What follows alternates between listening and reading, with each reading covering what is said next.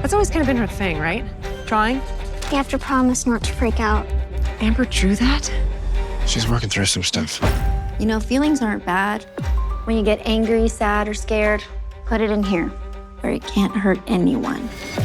Here's the thing. Life is all about balancing the good and the bad. I saw an eyeball with legs. Every part of that was horrifying. Sketch. In theaters August 6th. Get your tickets now at angel.com/sketch. Amber's drawings might be. You have to promise not to freak out. You're not an evil person just because you drew pictures. Amber drew that? What in the...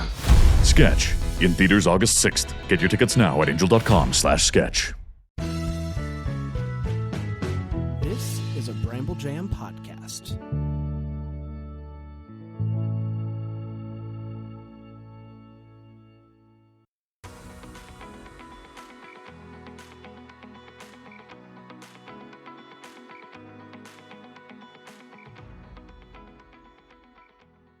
Welcome to Girls Gone Hallmark, a Hallmark review podcast. I'm Megan, and I'm a longtime Hallmark fan. I'm Wendy. I'm a former Hallmark hater. Summer school continues here on Girls Gone Hallmark with our review of Mistletoe Murders, episodes 3 and 4, The Peril of the Bells. And while you're listening, please hop on over to Instagram and type in Girls Gone Hallmark, no spaces, and give us a follow. We'd love to have you as a friend over there. Yeah, we also have a great Facebook group for Girls Gone Hallmark listeners. If you want to join us, we're talking a lot about all the stuff coming out for Countdown to Christmas right now. So come give us a join. Girls Gone Hallmark on Facebook. Now's the time to join because the information is going to be fast and furious in the next couple of months. Oh man, sometimes I can't keep up. I know. Sometimes they scoop us in there. I love it. I know. If you need a little more Megan and Wendy in your life, hop on over to our Patreon, which is patreon.com/Megan and Wendy. We drop 4 episodes a month over there. A little more lifestyle, a little more behind the scenes, some pop culture talk, some life lately talk. And you get a completely free week to start off if you want to check it out and see what's going on over there. Hey, I have a question for you. Yeah. Remember last week when we reviewed Mistletoe Murders and I was like, I want to make an edit. Oh, yeah. So I made one. I didn't technically make it. I paid my teenage daughter's friend to make it. I love who, it. Knows how to do their that way around how to make an edit. And I got to say, it came out really well. Mm-hmm. So excited because if you want to see it, it is on our Instagram in the Reels. It currently has 20.2 thousand views. That's wild. Isn't it? And the Sarah Drew also shared it, which made me super excited. Yeah, she did. She knows she's a baddie. Yeah, that was the edit came out perfect. It was exactly how it was feeling after watching episodes 1 and 2. So she fully delivered on your vision. She did. Yeah, it was great. That was fun. I'm very excited about it. But let's talk episodes 3 and 4. Are you ready for a synopsis? Hit me. After a string of suspicious accidents, Emily goes undercover in the local choir to investigate. Sam, however, remains skeptical. Violet takes on more responsibility at the shop. When the choir attacks escalate, Emily and Sam grow closer as they work together to find the culprit. Emily helps Violet out of a precarious situation by tapping into her dark past. Interesting. We have some new news and notes for this episode. We're not going to run back everything from the previous episode, but we do have a new director for episodes 3 and 4. Sherry White directed these episodes. Sherry is a writer, a director, and a producer, having written and produced other crime shows like Murder in a Small Town and Law and Order Toronto, Criminal Intent.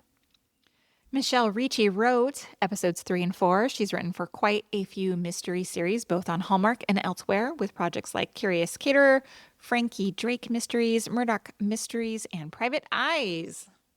Heyo, reincarnated Brandon Walsh. Yep. Joining the cast for episodes 3 and 4, we have Raven Dowda as Debbie Brannigan. Raven also voiced a character in 3 episodes of the Mistletoe Murders podcast series among her 108 acting credits. Her credits also include shows like 5 Days of Memorial, Spellbound, and Hudson and Rex. David Delancey Wilson plays. His name is David Delancey Wilson, and he plays Lance. Indeed. Wow. David was in 2023's Catch Me If You Claws, as well as Hudson and Rex and Murdoch Mysteries. Additional cast members in these episodes include Arlene Duncan as Vera and Jamie Spilchuk as Adam Jameson. We're going to take a very quick break and come right back with our first impressions of Peril of the Bells. That's always kind of been her thing, right? Drawing? You have to promise not to freak out. Amber drew that? She's working through some stuff. You know, feelings aren't bad. When you get angry, sad, or scared, put it in here, where it can't hurt anyone. Here's the thing. Life is all about balancing the good and the bad. I saw an eyeball with legs. Every part of that was horrifying. Sketch, in theaters August 6th. Get your tickets now at angel.com/sketch.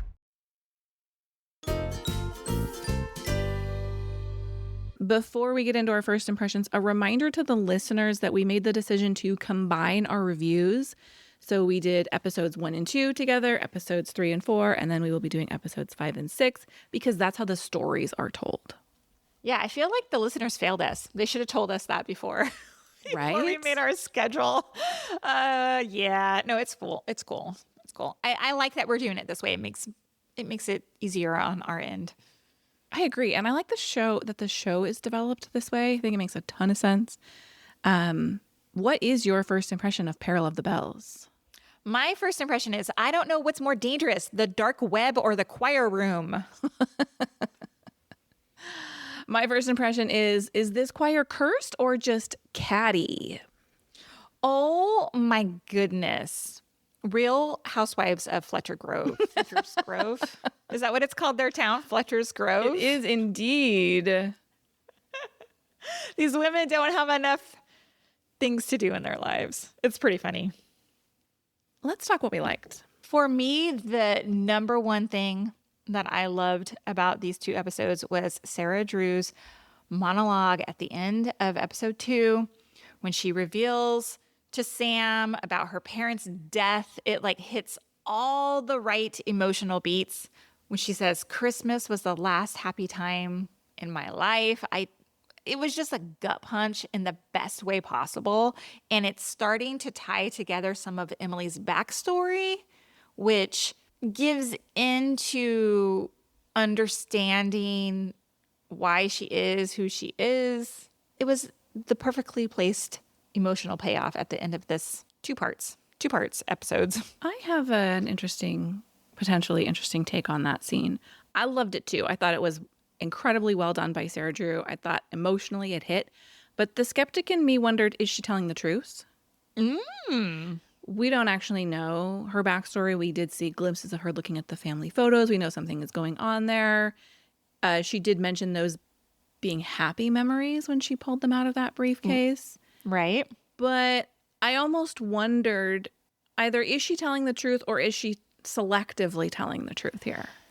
That's a really interesting thought, and one I had not considered, because why would she give so much of herself up if she's so private, worried about exposing herself? Yeah, because we don't know her past, and Sam is uniquely positioned to access that information should he choose to do so. And so I almost wondered if, she was so closed off, and he's like, something's going on here, but clearly you're not interested. And I really want to just take it at face value. But I was like, she freaked out. She realizes she's going to have to give him something, or he's going to be like Googling her in his little police machine. Interesting. And then he's going to be like, this person does not actually exist prior to 2024. So maybe if she gives him this information, he feels like he doesn't need to do that. Question for you. You didn't listen to the podcast, I did not. Okay, because I was like, do you know? No, I don't know anything. Do you know something I don't know? I don't know anything. I was actually considering, once this is over, listening to the podcast. But because it's got a great cast. Colby Smulders is in it. I can't think of a single other name who's in it off the top of my head. But I remember thinking it had a good cast. So I may listen, but no, I don't know anything. That was just the impression I got. I was like, this is so lovely, but wait. Yeah, my little like hairs stood up on my neck when she cut her hand on the trunk. I was like, oh no, her DNA has been on there now. What if that comes back into play somehow? Of like, whose DNA is this? Of course, then we see it play out that Vera also cut her hand. And I was like, okay, well, maybe that's what they're doing there. But I was like, what if that is the tell of who Emily actually is? Look at you. Yeah. I don't know. I'm watching too many mysteries this summer. A like that I had on a much lighter note, last episode, I got my wish. I was asking for more Brooke, and I predicted that she was going to be involved in an upcoming crime. And I was correct there. She delivered in exactly the way I wanted her to. This is exactly the person I wanted Brooke to be in this series. She has lines like 2 glasses of rosé. Screw topper. What the hell? Let's go, Cork. I also love when she finally gets that solo moment when Vera is taken away. She like celebrates a little bit. She's like, that isn't how I wanted to get it. I love it. Like she's great. I thought she was really fun. I was glad we got more of her. I was suspicious of Brooke at first and at the top of the 3rd episode. I was like, is she our bad guy? Is she our culprit? But then I was like, no, she wouldn't be standing underneath this potential, display that's going to fall on them. Like if she knew it was going to fall, she wouldn't be standing there. So she can't be our culprit. Yeah. Yeah, I'm glad that she's not a bad guy. And I hope she doesn't end up being a bad guy. I just like her being this kind of vapid townsperson. Exactly. With some comic relief. Yeah. I'm into Brooke. I like Brooke. Something else I really liked, I want to talk about, we talked about it a little bit, but Sam and Emily's chemistry is finally, we watch these shows, we know that there's going to be a love interest. When we watched Mystery 101, it took them forever to get there, right? Mm-hmm. We were like, when is it going to happen? When's it going to happen? With Sam and Emily, like, I feel like they're in episodes 1 and 2, like they obviously have some chemistry. I think we see that a lot more in episodes 3 and 4. So it's not like, will they, won't they? But it's building at a natural progression that I'm enjoying as a viewer.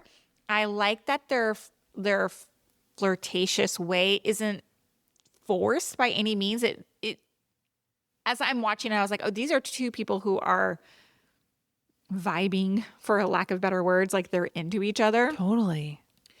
And when they have like that almost kiss at the end, and they're just like face to face, their bodies are pressed up against each other, I'm super into it. Yeah, the episode 3, early on, they have this real cute, like flirty banter. They're talking about hockey and the Bells, and they're just like, they're leaning into each other and their vibe is so fun. And then we end on that sweeter, more romantic vibe.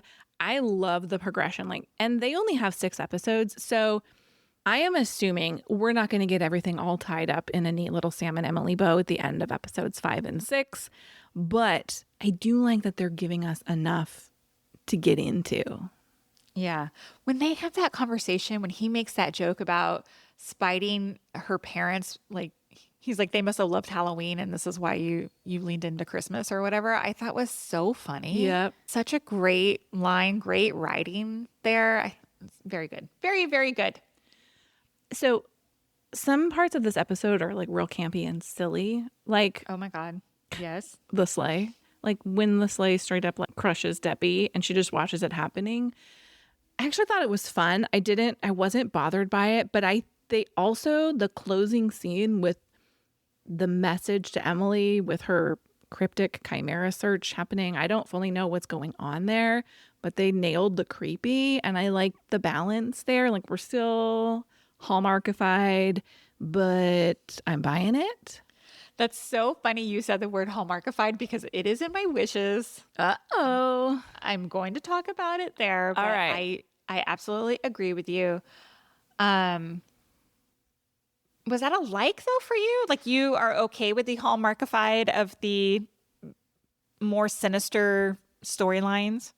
I like the balance because, I don't like scary. Yeah. So for me, it's like just scary enough to be interesting. I have some thoughts on the actual crime happening here in my wishes. Don't you worry. But the sleigh falling from the roof was funny enough for me to be into it. Okay. No, I agree with you. I mean, it just so happens to get Debbie in the perfect, it doesn't actually hurt her. Yes. How her body fits just how perfectly is that underneath even it. possible? How? Yes. Any more likes? Just one small one. I enjoy watching Emily go like full spy mode. I like watching. It's exciting for me to see like this double life kind of unfold, and we're just getting like pieces of it. I said it in last episode too. Like, I think that's the most thrilling part of the series, learning who Emily is. Yeah. I don't think we got as much of it in episodes 3 and 4 as we did in 1 and 2, but it's enough to keep me interested going forward. Yeah, I agree. One thing I think this show is doing well is we have dual storylines happening here, even more than that. Like, we have whatever the mystery of the double episode happens to be, but we also have their everyday lives running in the background. And so that's Sam and Emily and the mystery of Emily's past. And we also have what I think is really nice, Violet and Emily's relationship. Mm-hmm. Violet has a mom. She's just not on screen. And Emily is kind of serving that maternal figure, particularly when she says to her, "You're allowed to make mistakes." When she's lost the key, and she turns it into a, just let me know next time, but don't make promises you can't keep. Like, I'll never let it happen again. You are a human. I really enjoy seeing where their relationship is going. Yeah, don't you go, I wish I could have a mom response like that. Yes. Where you'd be like freaking out instead. Yeah, but I also think that Emily is positioned to be able to have a response like that because she's not Violet's mother. Of course. So, right, like, don't you think you could give grace to someone who's more grace? This is terrible to say out loud. More grace to someone who's not your child than someone who is sometimes. Yes. Mm-hmm. Because there's less at stake, right? So I think Emily's in a position to be able to do that better than Violet's mother would be. I agree. Let's talk wishes. Okay. For me, speaking of Violet and the lost key, this is a subplot that didn't really go anywhere for me. I'm going to talk in a minute about Emily approaching that teenager or hiding in his car in a minute. I'm going to get there in a minute. But what is the point here? This is like a thread that has no payoff other than to show us that Emily has a dark past. But I thought it would lead to something more. Yeah, that's a really good point. It doesn't serve any other purpose other than to maybe move Emily and Violet's relationship forward. Mm-hmm. I think Emily asks too much of Violet. Like, she leaves her alone in that store a lot. I was wondering that too. And they even said at one point, Violet goes, "What happened to a couple errands? You've been gone for 3 hours." Yeah, you have a teenager running this store like all by herself seems a lot to ask. It does seem. Now, when I was in high school, I did work in a clothing store, and I did close that store by myself, shut down the register, clean. Blows my mind that I was tasked with such a job. But even watching it, I think, girl needs a break. Like, what if she needs to go to the bathroom? I think we're putting too much on her. Nobody's actually going like, she needs her 15-minute break here. I mean, what's she supposed to do? She's got to pay. She's like, hold it until Emily comes back. Yeah. She can't leave the store unsupervised. Yeah. My next wish is, and I feel like you might have some hot takes on this, it's back to the hallmarkifying of things. So when Emily is hiding in this kid's car. Mm-hmm. Which is actually a terrifying like thought to be like if somebody is hiding in the back of your car. Like, so I kind of liked that, but it was way too campy with her doing this like menacing voice to this kid to scare him. I was like, what is happening here? This has gone too far. Like it wasn't believable to me.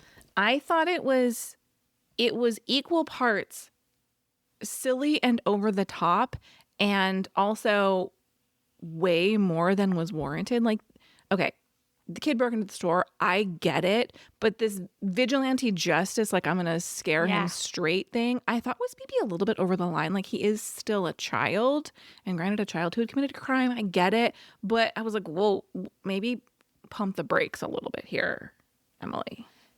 Yeah, I literally like laughed out loud and said, what is happening when I was watching it? When she's like, hey, you better never do anything like that again or I'll know. Yeah, it was too cartoonish for me. When in the previous episodes in 1 and 2, I thought Emily came off as this like real baddie vigilante who you don't want to mess with. And this just felt like, this felt like somebody's mom trying to scare some kid, you know? I think the voice is what ruined that scene for me, because the hiding in the backseat, scary. The way we don't see her coming, scary. The fact that she like gets him around the neck, scary. It's just the voice that like pushes it into the hokey side. Yes. Do you think she was like, oh man, how am I going to pull this off? Like when she's doing this scene? Yeah, I wish there was a way to give her one of those like voice changers. Yeah. Why didn't they do that? Well, I don't know how you do that live. Like they're still going to hear your voice. Yeah, true. Tell me what you wish for. I would like a clear timeline on what's happening here. It does seem like we're days away from Christmas, but also potentially weeks. Like, I know we're in the holiday season because in the last episode they had Christmas karaoke and they had the hot cocoa tasting situation. And now we've got the Christmas tree lighting. We have all of this, but I don't have any idea when we are. Like, maybe it just seems like a lot of time passes in these episodes, but also not much time passes. I know. I was like, are we like 6 weeks out from Christmas? What's happening? But even then, it just seems like that whole last episode, you know, June was in prison. They had to invest, you know, the timeline is a little wonky for me. Mm-hmm. My big wish, however, Vera had no choice but to murder 2 people because the choir group might lose. Yeah, we haven't even talked about the whole choir situation. Thank you for bringing it up. Yeah, that was kind of a weird motivation. It's similar to Mystery 101 where the guy kills because he doesn't want his girl to be hired for the job, for the dean's job or whatever. It's like a little bit unbelievable. You're so invested in your choir that you had to kill someone who might go to another choir and make them better. Mm-hmm. The believability has been stretched to its very limits here. Yeah, I agree. I mean, it is, if you roll it back to like, is this the ultimate Hallmark crime? My holiday choir might lose, so therefore I have to murder the person who's going to be responsible for that. Okay. Yeah. But yeah. I think we're pushing it here. Do you have any more wishes? Think so too. No, that's it. All right, let's talk. Did you see that? Okay, I don't have like any true did you see that? I have 2 thoughts on things and then one actually like did you see that, but it's not like a continuity issue. So are you ready for it? I am. Emily wears the brand Mother jeans and those jeans are $200 a piece. I'm like, nice catch. How'd you wardrobe? Like you saw the label?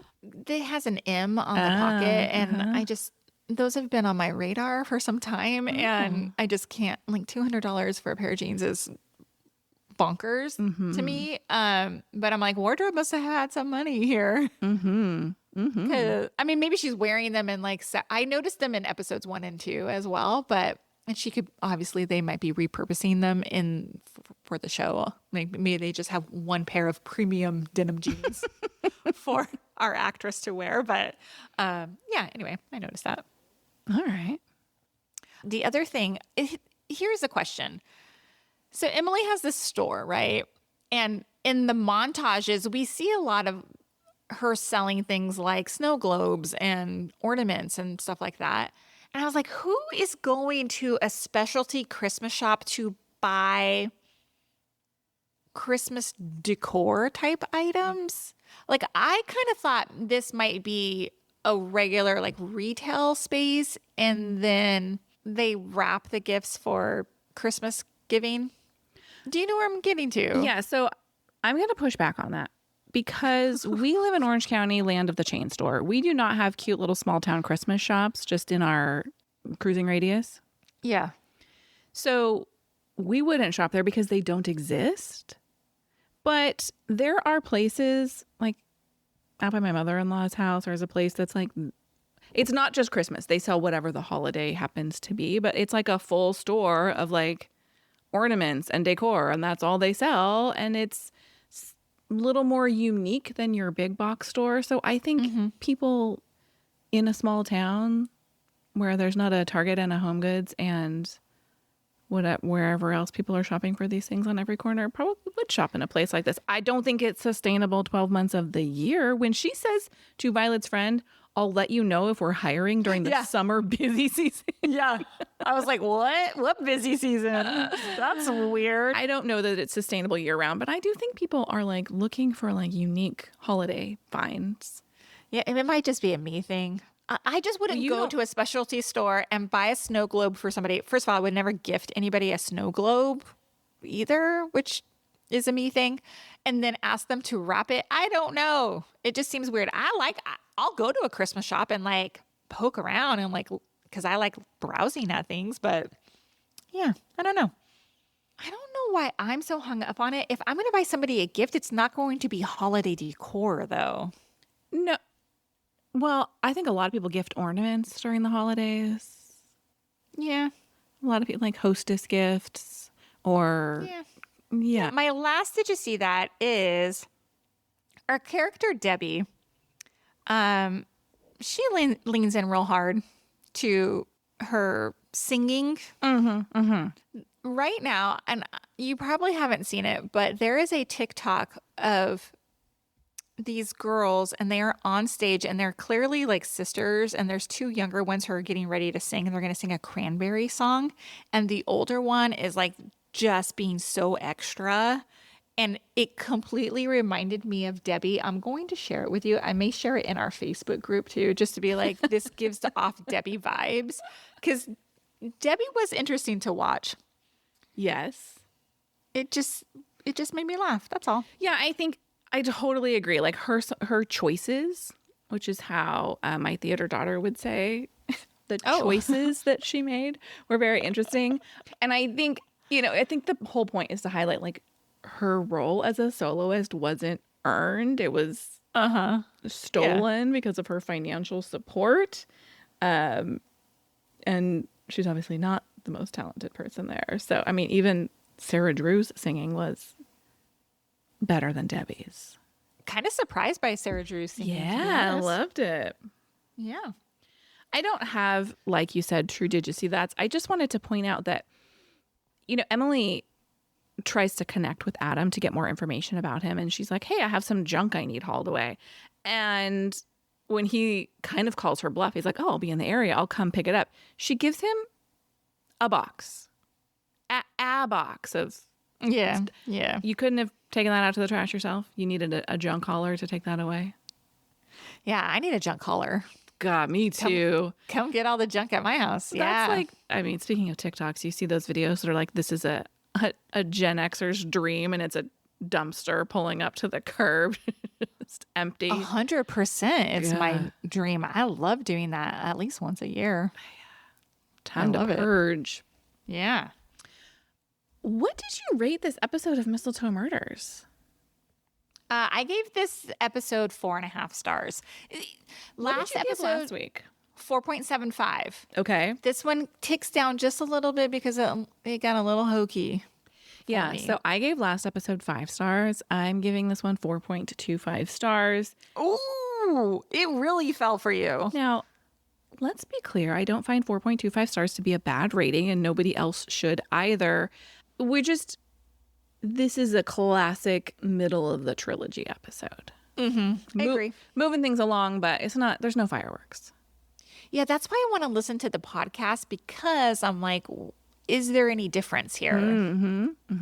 What does the story, did Hallmark get their hands on making it a little more Hallmark mystery?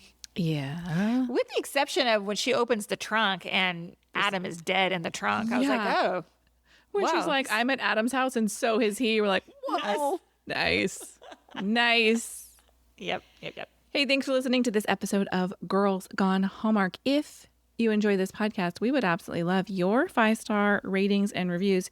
You can rate us in Spotify, but you can write a written review in Apple Podcasts, and we would love to see it. You just might hear your review read on a future episode. We'll be back next time. Goodbye. Bye.